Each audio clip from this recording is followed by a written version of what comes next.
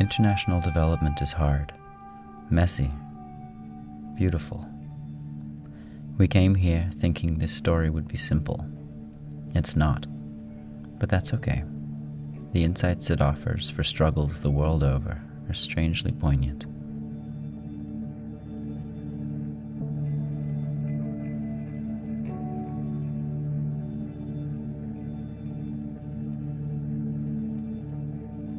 The place is Chitwan National Park, Nepal. The time is November 2016. In the US, a new president has just been elected. In Nepal, thousands of people are preparing to weather their second winter since the earthquake without homes. Our story is set in the buffer zone, a mile-wide ring along the circumference of the park. It's part jungle, part village, and the people who live there have to balance their needs for jobs, food, and shelter with conserving the wilderness. Ashley works in solar power in America. She and her team have come here with a non-profit that works to improve lives and the environment through renewable energy. They asked local Nepali organizations how they wanted to use solar power to benefit their communities. Then they raised some money to support those projects. Instead of just donating the money from afar, they came to learn what's going on firsthand and collaborate in person.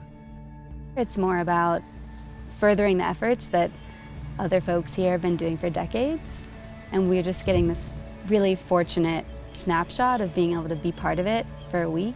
We're going to build a solar installation at a ranger station, and that's for conservation. We're going to do a tourist tower, which will develop a new market that hasn't been there, and then we're going to be involved in this amazing group empowering women. It's all connected and it's all in this one community. This is a story about heroes that look like people, towns that look like jungles, and the lines between them that are blurrier than you'd think.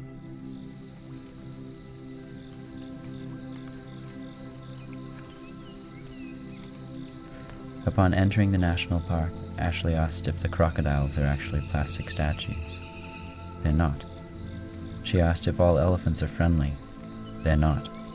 She asked if rhino numbers are increasing. They are, because they have an army protecting them. Some rangers remember a time when every month they found another dead rhino with its horns sawed off. It's easy to imagine why these creatures are hard to protect. They're peaceful, predictable, they roam vast areas of jungle, and they literally carry a bounty on their heads.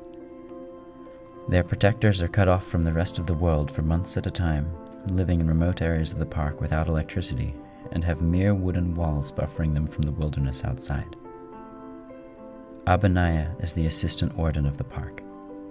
During his first month on the job, he had to chase a wild tiger out of a nearby village in the buffer zone. He was riding an elephant when the tiger attacked. Suddenly that tiger come out of that bush and attacked to us, attacked to our elephant. Fortunately, they were able to dart it and bring it to safety.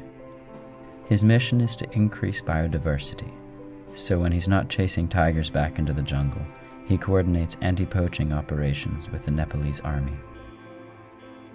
The national park has many army posts, but we have poor infrastructures. Some posts are inside the forest where there is no any electricity supply.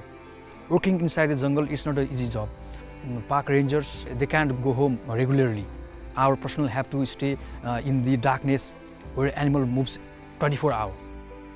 But the warden and rangers and army have been cracking down. For 3 years straight, not a single rhino has been poached. To keep the streak, they need infrastructure improvements, starting with electricity. We see solar as at least a piece, if not a really large piece, of how we can all have a clean energy future. And that includes everyone, not just homeowners that are on an electric grid. It includes park rangers in Chitwan National Park who can't call their family because they don't have power, or who have to go to bed at 5 p.m. because it gets dark out. Installing a solar panel is a huge thing. It will help them recharge their mobiles, be in contact with their family, and they can be in contact with our upper level administration that will have their work done in a precise way, and it will increase conservation. Solar power will bring some humble human comforts to the people dedicating their lives to protect animals who can't protect themselves.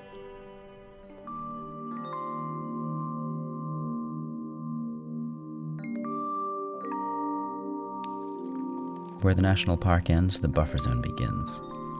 It's the designated space between two very different worlds.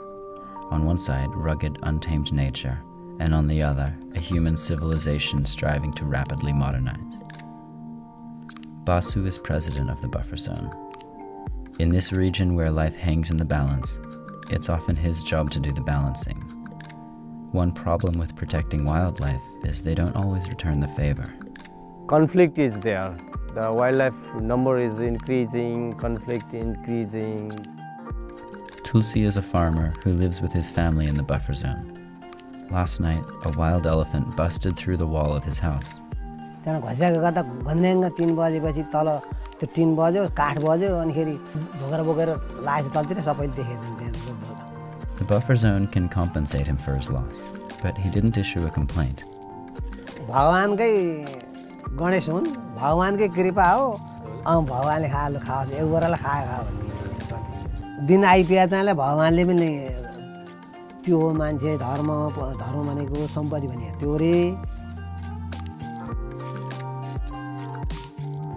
Basu is building a concrete wall to keep animals out of the settlements, but the jungle is still jungle.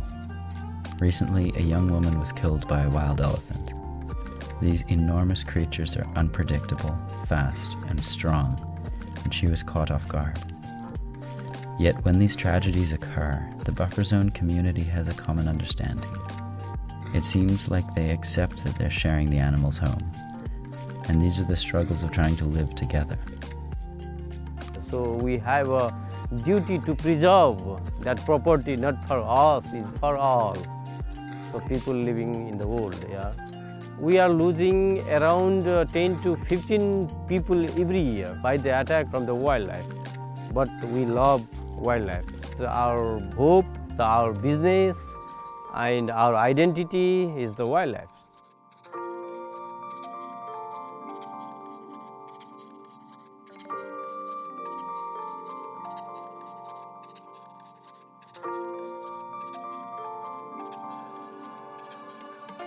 Beyond personal safety, living next to a national park carries another burden. Economic opportunities are limited. Buffer zone citizens aren't allowed to establish factories or engage in destructive industries because these could damage the ecosystem inside the park. Working with the buffer zone is a very tough job. There is a people who want development, who want to see a good world, and this is a challenge for us. Because you can't give permission to the buffer zone people to open the industry that will harm the wild animals, big supermarket, there will be more garbages. We can't say no to development, but it should go alongside the conservation. The buffer zone is for the utility area. We can preserve that and we can use that balancedly. The Buffer Zone Council decided to start an ecotourism industry. They built observation towers for tourists to stay overnight in the jungle. It's one example of minimally impacting the wilderness and balancing human needs. They built the towers 6 years ago, but none had opened to the public because they needed power. They need some light, they need a toilet. Solar is the only one solution to get electricity there. But without the solar panel, we don't have a light. We don't bring water. Without water, the toilet doesn't work. Solar power is so important. By bringing tourists into the towers, Basu expects to double the buffer zone's annual revenue. These funds will go towards better fences to keep wild animals out of villages, reparations for damages, education campaigns for conservation, and to build new habitats for wildlife in the buffer zone, like waterholes. Basu must be the voice of the animals and give his ears to the people. If I make water holes and maintain the grasslands, the animal cannot vote me. If I make a road and if I make a school, then people be happy and vote me. Yeah, so it is very tricky things. Yeah, being a leader, I have to satisfy my people as well as I have to be fair with the biodiversity.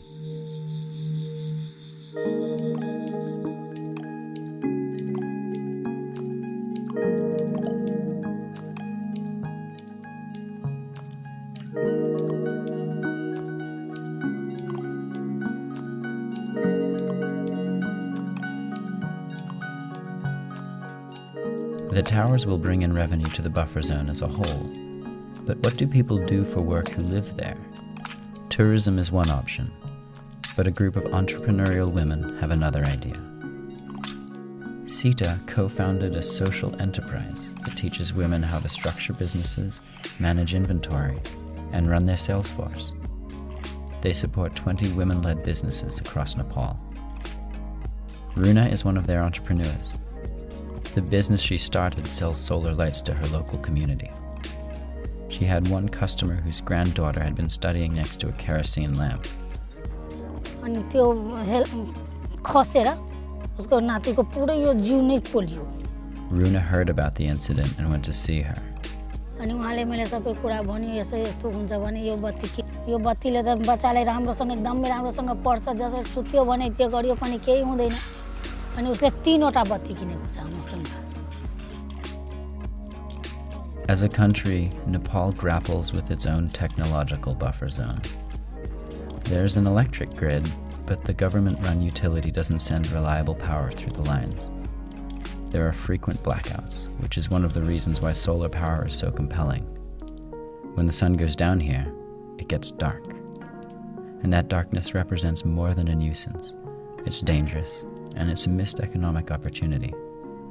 अनि एउटा मान्छेलाई चाहिँ convince गर्दाखेरि केही नभएको जसलाई light नभई पनि भएको छैन जोसँग पैसा पनि छैन के त्यस्तो हालको मान्छे मैले भेटाएँ के. Lakshmi is the newest CEO in the group. 2 of her customers are using solar lights to support their own side businesses. One man can now sell panipuri at night.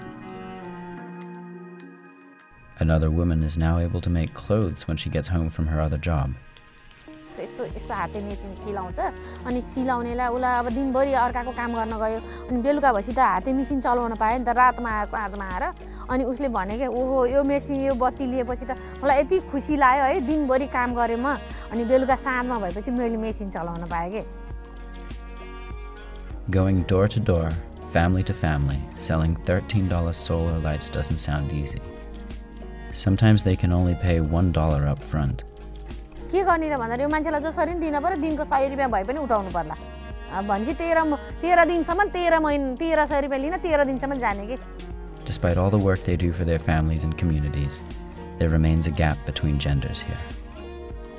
Women are marginalized and denied the same opportunities as men. न सेवा गर्न पाउँछु गाउँमा गएर चाहिँ मैले. मेरो समुदायमा यस्तो छ कि महिलालाई एकदमै नराम्रो दृष्टिकोणले देखिरहेछ. अनि एकल महिलाले त एकदमै नराम्रो. म आफ्नो समाजलाई राम्ररीसँग म आफ्नो घर म आफ्नो छोराछोरीलाई पढाएर अनि म देखाउँछु कि तिमी देख कि महिलाले पनि यस्तो गर्न सकिन्छ भनेर.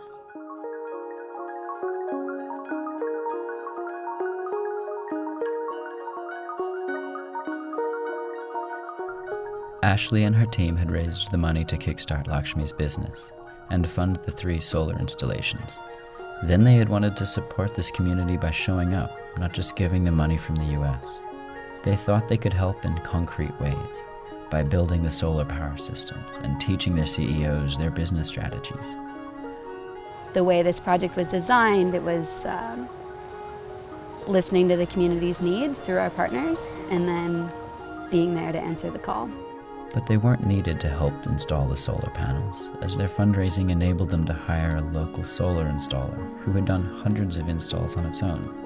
And the team's expertise in the American solar market didn't provide a magic solution for solving challenges of selling solar in Nepal. Their presence was clearly appreciated, but in ways they didn't expect. They listened to the women's stories and shared their own. They learned how to hoist solar panels 40 feet up into a jungle canopy. They saw that the challenges faced in the solar industry are universal, and the Nepalis were closer collaborators than they thought. I don't often sit in like a boardroom with all women who are super strong and finding success. It was really powerful, I think, both ways of seeing, I'm a solar worker and so are you, and we're all kind of in really different ways, but really similar ways at the same time, like pushing for the same thing. We were driving down the road today and every house, for like 20 houses in a row, had a solar panel, and you don't drive through American neighborhoods and see that. There's a lot that we can learn about market penetration from Nepal. On our last day in Chitwan, Lakshmi invited all of us to her home and she made us dinner. During a quiet moment, I asked Sita what she thought about us coming to her country. You can see like Lakshmi was energetic because she has like a lot of guests there and she is proud that people like to eat in my house and then exchange the culture. It's bring energy actually, not taking and giving. It's like more than that. It's exchange the culture and it's benefiting each other. It seems there's another currency that provides momentum to development projects. In a world where giving money is relatively easy, giving time is harder, and apparently also valuable. Money doesn't have an inspiration. If personally they are here and we meet each other, is a kind of a very good vibration, yeah, and encouragement also. All this process is very live, very joyful. Yeah, it's very good.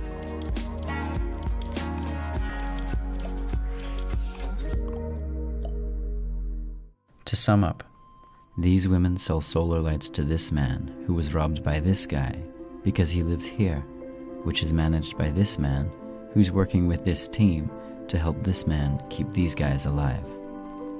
And they're all in the buffer zone. There's a lot of divisiveness in the world and groups or environments at odds, and there's land or water or space in between that, or people working in between that. People have to live in the buffer zone and take the environments from both sides and find a way to thrive.